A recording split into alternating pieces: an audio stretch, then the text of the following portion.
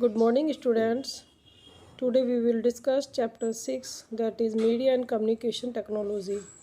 संचार माध्यम और संचार प्रौद्योगिकी।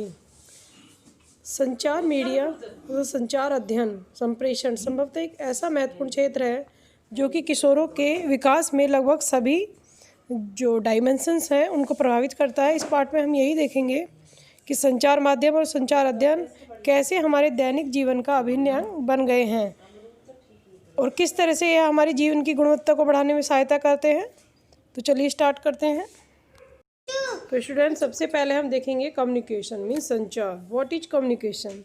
देखिए, किसी परिस्थिति, विषय, मुद्दे से संबंधित किसी भी प्रकार की जानकारी, सूचना अथवा विचारों को दूसरे तक विभिन्न संचार माध्यमों द्वारा संप्रेषित करने की प्रक्रिया को संचार कहेंगे।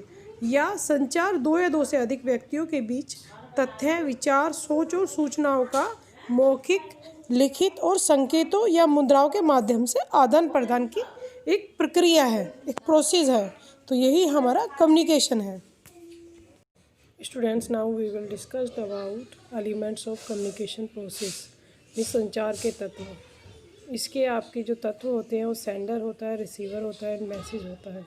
मीन्स प्रेषक, संदेश और प्राप्तकर्ता। प्रेषक क्या है? जो संदेश भेज रहा है उसे प्रेषक बोलेंगे, और जो संदेश है कोई भी लिखित या मौखिक सूचना या जानकारी जो एक व्यक्ति से दूसरे व्यक्ति तक पहुंच रही है वो आपका एक संदेश है।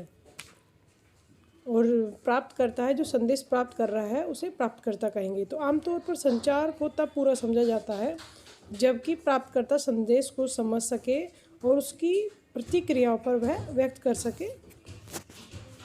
Now importance of communications. संचार का क्या महत्व है? यह लोगों में विचारों, नियमों तो तथ्यों का आदान प्रदान के लिए बहुत ज़्यादा ज़रूरी होता है। कर्मचारियों के कार्य तथा विभागों में समन्वय स्थापित करने के लिए ज़रूरी होता है। ग्राहक तथा आपूर्तिकर्ता के बीच में संपर्क स्थापित करने में सहायता करता है। व्यापार को कुशल रूप से चलाने में सहायता करता है। लोगों को शिक्षित करता है। यह भाषा तथा व्यक्तिगत संप्रेषण को सुलझाता है। यह नई नई तकनीक, नई नई खोजें, उपलब्धियां और नए नए उत्पाद के संबंध में व्यक्तियों की सहायता करता है। और यह व्यक्ति नई नई तकनीकों के बारे में जानकारी भी प्राप्त कर सकता है इसकी हेल्प से। नेक्स्ट है हमारा संचार का वर्गीकरण, क्लासिफिकेशन ऑफ कम्युनिकेशन। देखिए, इसको हम 3 तरह से डिवाइड कर सकते हैं क्लासिफिकेशन को।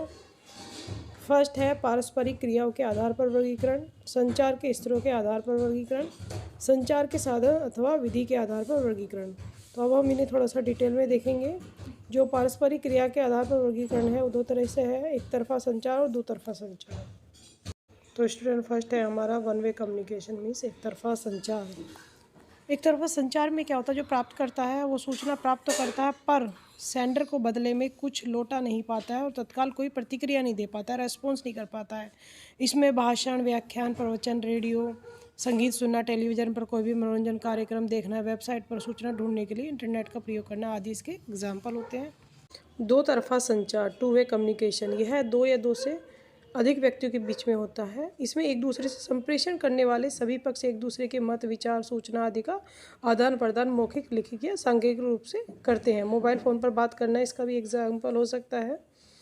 इसके अलावा भविष्य की योजनाओं पर विचार विमर्श करना आदि इसका एग्जाम्पल हो सकता है। नेक्स्ट था हमारा संचार के स्तरों के आधार पर वर्गीकरण। इसमें अंतर वैयक्तिक संचार, जिसे हम इंट्रापर्सनल कम्युनिकेशन कहते हैं, इसमें व्यक्ति द्वारा स्वयं से मन ही मन में संवाद करने से है। अंतर्वैयक्तिक संचार एक प्रकार की मानसिक प्रक्रिया होती है जिसमें व्यक्ति मन ही मन किसी भी परिस्थिति या मुद्दे के विभिन्न पहलुओं का अवलोकन और विश्लेषण करता है और किसी एक निष्कर्ष पर पहुंचने का प्रयास करता है जो कि वर्तमान या भविष्य के व्यवहार तथा जीवन के लिए बहुत ही अर्थपूर्ण हो। तो इसे हम अंतर्वैयक्तिक संचार कहेंगे। जैसे कि खेलने जाऊंगा तो माता पिता क्या कहेंगे, कल परीक्षा है तो आज खेलने जाऊं या नहीं जाऊं, कहीं कम अंक आए तो क्या जवाब दूंगा, कल सहेली के जन्मदिन पर क्या पहनूंगा, ये सारे इसके एग्जाम्पल हो सकते हैं। सेकंड है हमारा इंटरपर्सनल कम्युनिकेशंस, जिसे हम अंतर्वैयक्तिक संचार कहते हैं। इस संचार में 2 या उससे अधिक लोगों के बीच में आमने सामने की स्थिति में विचारों तथा मतों की साझेदारी होती है। अंतर्वैयक्तिक संचार औपचारिक तथा अनौपचारिक स्थितियों में संपन्न हो सकता है। किसी भी प्रकार के संचार के लिए संचार के विभिन्न साधन जैसे शारीरिक संचालन, मुख मुद्राएं, हाव भाव, भंगिमा, लिखित पाठ, शब्द और ध्वनि जैसे मौखिक तरीकों का इसमें प्रयोग किया जाता है। तो इसीलिए उदाहरण के लिए लिखाई, पढ़ाई और समस्याओं के बारे में अपने किसी मित्र से बातचीत करना इसका एक एग्जाम्पल हो सकता है। नेक्स्ट आता है समूह संचार, ग्रुप कम्युनिकेशन। इन संचार में भी अंतर्वैयक्तिक संचार की भांति प्रत्यक्ष और वैयक्तिक प्रकार का संचार होता है। फर्क केवल इतना सा होता है कि समूह संचार प्रक्रिया में 2 या 2 से अधिक व्यक्ति शामिल होते हैं। समूह संचार उसमें भाग ले रहे व्यक्तियों के बीच की परस्पर स्वीकृत दृष्टिकोण और सामूहिक निर्णय लेने में सहायता करता है। इसके अतिरिक्त समूह के प्रत्येक सदस्य को आत्म अभिव्यक्ति का अवसर भी दिया जाता है यहाँ पर, जिससे व्यक्ति को अपने प्रभाव को बढ़ाने में सहायता मिलती है। और यह मोस्टली देखा गया है कि ग्रामीण क्षेत्रों में पंचायत के सदस्यों द्वारा आपसी सहमति या सामूहिक निर्णय लेना इसका एक उदाहरण हो सकता है। नेक्स्ट है हमारा मास कम्युनिकेशन मीन्स जनसंचार। किसी यांत्रिक युक्ति मीन्स मैकेनिकल डिवाइस की सहायता से संदेशों को मल्टीप्लाई करके उन्हें अधिक से अधिक लोगों के बीच में पहुंचाने की जो प्रक्रिया है उसे जनसंचार कहेंगे।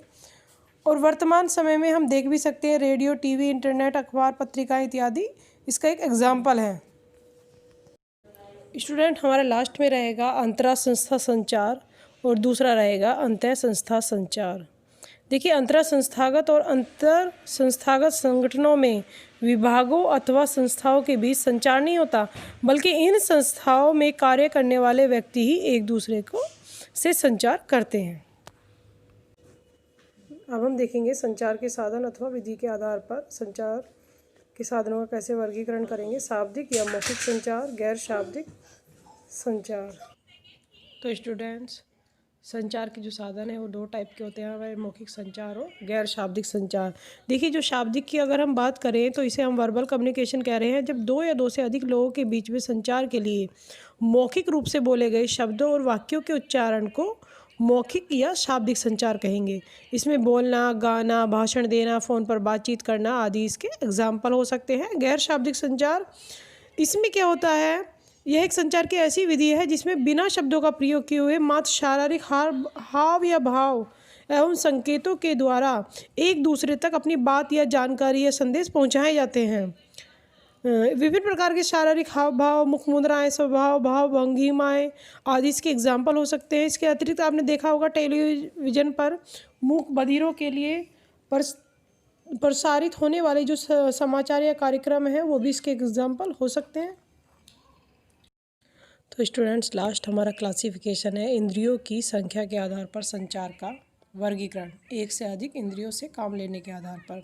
इसमें आपका सुनना देखना दोनों आते हैं। अब सुनने में एग्जाम्पल होगा रेडियो का है, श्रव्य रिकॉर्डिंग का है, सीडी प्लेयर, व्याख्यान या लैंडलाइन या मोबाइल फ़ोन। और अगर हम देखने की बात करें तो इसमें संकेत या प्रतीक, मुद्रित सामग्री, चार्ट, पोस्टर आदि आते हैं। और लास्ट है हमारा सुनना देखना, इसमें हम टेलीविज़न, वीडियो, फिल्में, मल्टीमीडिया और इंटरनेट आदि इसके एग्जाम्पल हो सकते हैं। सो स्टूडेंट्स, हमारा संचार माध्यम और संचार प्रौद्योगिकी का 6A पार्ट यहाँ पर कंप्लीट होता है। अब हम B पार्ट के साथ मिलेंगे आपको नेक्स्ट वीडियो में। तब तक के लिए bye bye and take care.